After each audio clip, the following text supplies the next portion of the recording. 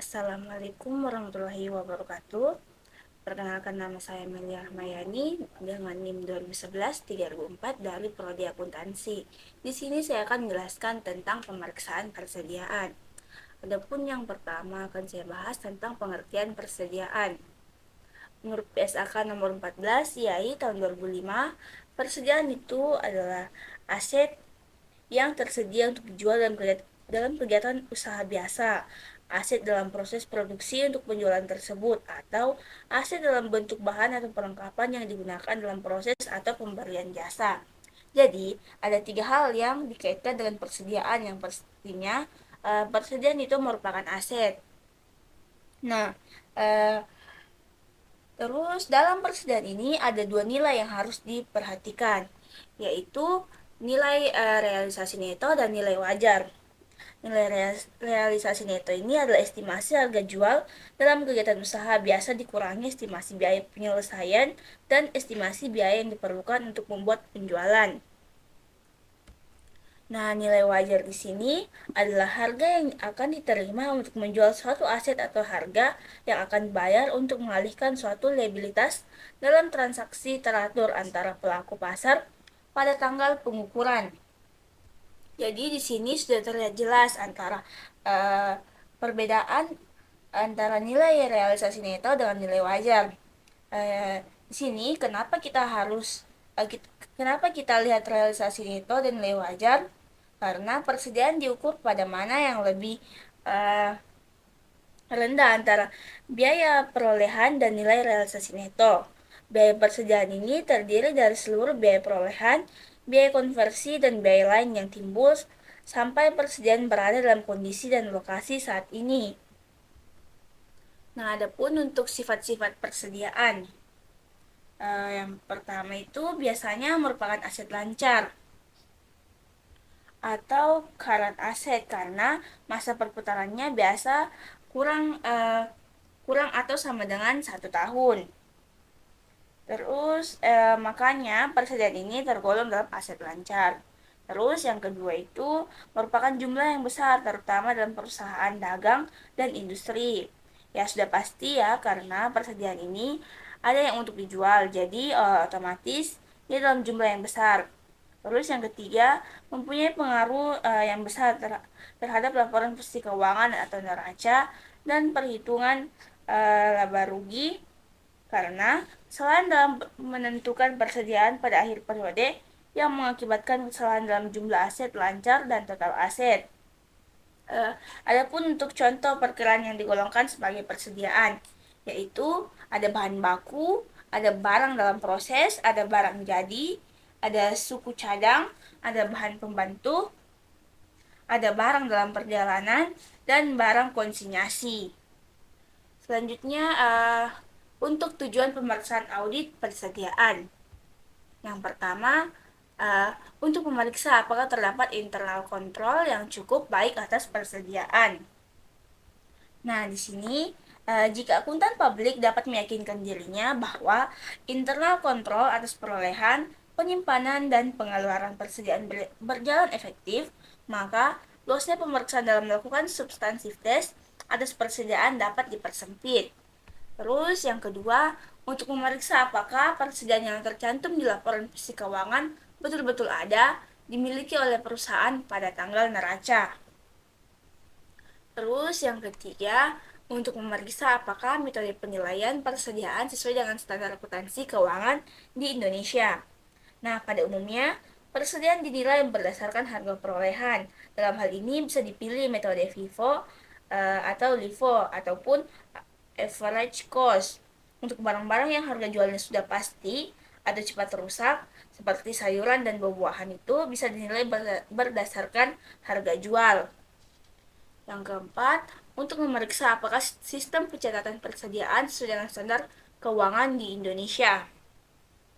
Nah, di sini ada dua sistem pencatatan persediaan yang biasa digunakan, yaitu perpetual system dan physical system. Nah, dalam perpetual system ini, setiap ada pembelian, perkiraan persediaan akan didebit. Setiap ada penjualan, perkiraan persediaan akan dikredit. Dan jika digunakan untuk physical system, Perkiraan persediaan tidak pernah didebit waktu pembelian dan tidak pernah dikredit waktu ada penjualan.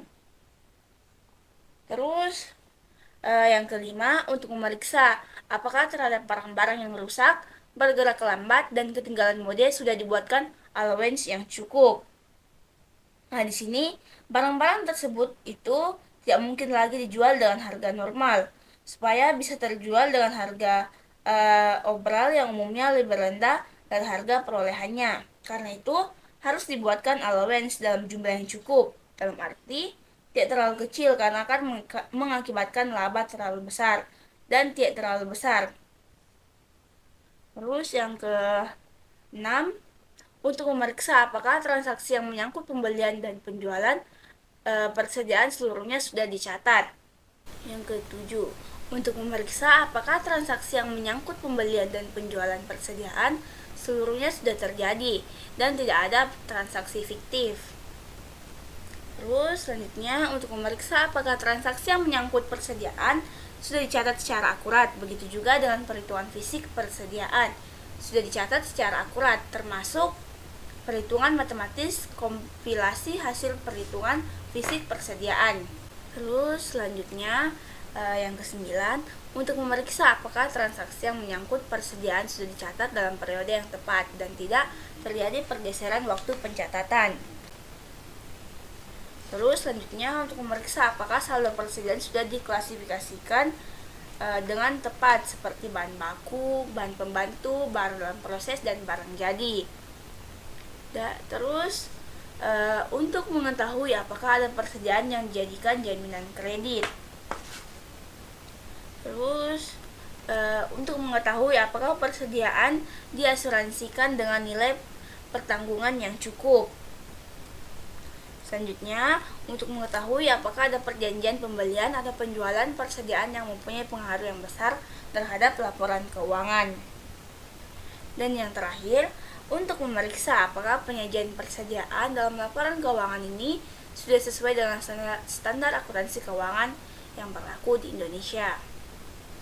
Adapun yang ketiga, tentang prosedur pemeriksaan yang disarankan atas persediaan.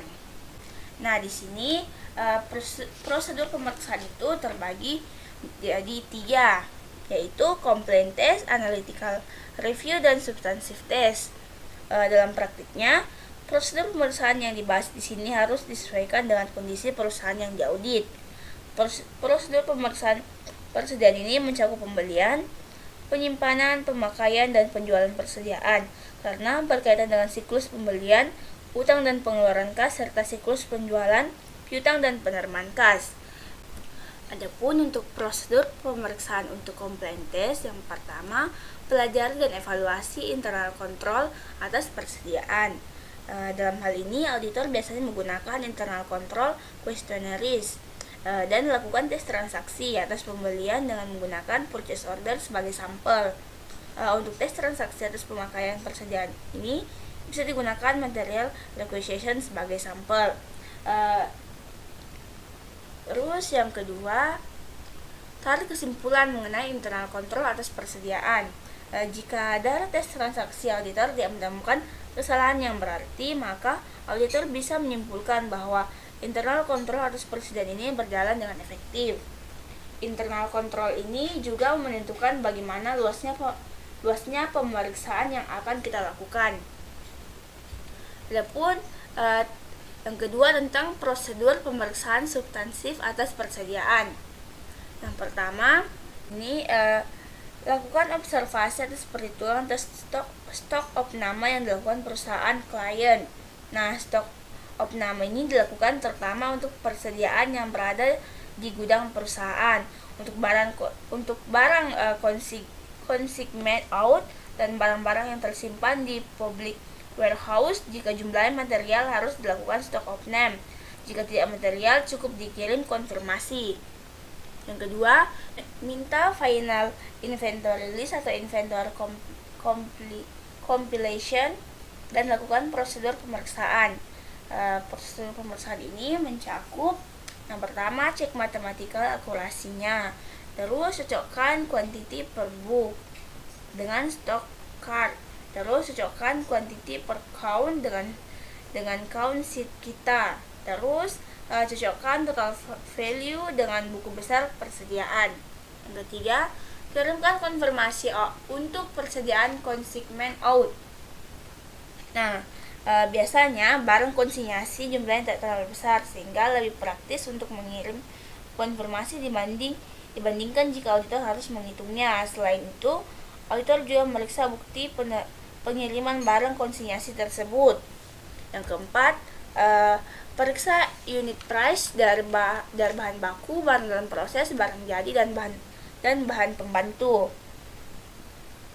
Di sini sudah jelas bahwa dalam melakukan pengusahaan itu harus diperiksa unit-unitnya dan yang lain-lainnya. Terus selanjutnya lakukan rekonsiliasi jika stock of name dilakukan beberapa waktu sebelum atau sesudah tanggal laporan posisi keuangan. Terus selanjutnya periksa cukup tidaknya barang-barang yang bergerak lambat, barang-barang yang rusak, dan barang-barang yang ketinggalan mode. Di sini kenapa kita periksa? Karena dalam arti kan tidak terlalu besar, tapi dia dapat menyebabkan laba terlalu kecil. Untuk itu, auditor harus memeriksa bagaimana kebijakan dan cara perusahaan untuk menentukan allowance. Jadi, jangan sampai terlalu rugi, tetapi kita tetap bisa melakukan penjualan. Selanjutnya, periksa kejadian sesudah tanggal laporan posisi keuangan. Tujuannya untuk mengetahui apakah ada penjualan fiktif yang dicatat untuk memperbesar jumlah laporan penjualan, dan kemudian di awal periode berikutnya atau di reserve atau dibuat jurnal balik. Selanjutnya periksa cut off penjualan dan cut off pembelian. Tujuannya di sini untuk meyakinkan jangan sampai ada pergeseran waktu dalam pencatatan penjualan dan pembelian.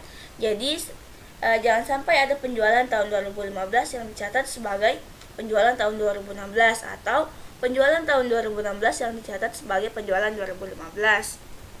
Dan selanjutnya periksa jawaban konfirmasi dari bank, perjanjian kredit, dan notulen rapat. Tujuannya untuk mengetahui apakah ada persediaan yang dijadikan sebagai barang jaminan atas kredit yang diperoleh perusahaan dari pihak ketiga. Jika ada, tentunya akan disebutkan dalam jawaban konfirmasi bank, perjanjian kredit, dan notulen rapat. Dan jika ada persediaan yang dijaminkan, maka hal tersebut harus dijelaskan dalam catatan atas laporan keuangan. Terus yang ke-10, periksa apakah ada sales atau purchase commitment per tanggal laporan posisi keuangan. Jika ada purchase atau sales commitment yang menimbulkan kerugian yang material bagi perusahaan dalam periode berikutnya, hal tersebut harus dijelaskan dalam catatan atas laporan keuangan. Yang ke-11, seandainya ada barang dalam perjalanan, lakukanlah prosedur auditnya dengan minta rincian barang dalam perjalanan per tanggal laporan posisi keuangan. Periksa perhitungan matematisnya, diperiksa itu dengan penjumlahan dan perkaliannya. Terus periksa apakah syarat pengirimannya itu menggunakan free on board shipping point atau FOB destination point. Jika digunakan FOB destination point, disebut juga loko gudang pembeli, berarti hak milik dari barang akan berpindah dari tangan penjual ke tangan pembeli pada saat barang tiba di gudang pembeli dan ongkos angkut menjadi tanggungan penjual. Dan jika digunakan FOB shipping point, disebut juga loko gudang penjual, berarti hak milik dari barang akan berpindah dari tangan penjual ke tangan pembeli pada saat barang siap di atas alat pengangkut dan ongkos angkut menjadi tanggungan pembeli. Terus periksa subsequent clearance atau penyelesaian sesuai tanggal laporan posisi keuangan. Nah, dalam hal ini auditor harus menanyakan kepada klien dan memeriksa bukti pendukung apakah sesudah tanggal laporan posisi keuangan barang dalam perjalanan tersebut sudah diterima atau belum. Bukti yang harus diperiksa itu adalah laporan penerimaan barang. Terus selanjutnya, lakukan analytical prosedur untuk persediaan. Terus yang ke-13, buat kesimpulan dari hasil pemeriksaan persediaan dan buat usulan adjustment jika diperlukan. Auditor harus menyimpulkan apakah berdasarkan prosedur pemeriksaan yang telah dilakukannya, persediaan disajikan secara wajar ataupun tidak. Dan yang ke-14, periksa apakah penyajian di laporan keuangan sudah sesuai dengan standar akuntansi yang berlaku umum di Indonesia. Mungkin itu saja yang dapat saya sampaikan, kurang dan lebihnya mohon dimaafkan. Billahi fisabilillah, wastabiqul khairat. Assalamualaikum warahmatullahi wabarakatuh.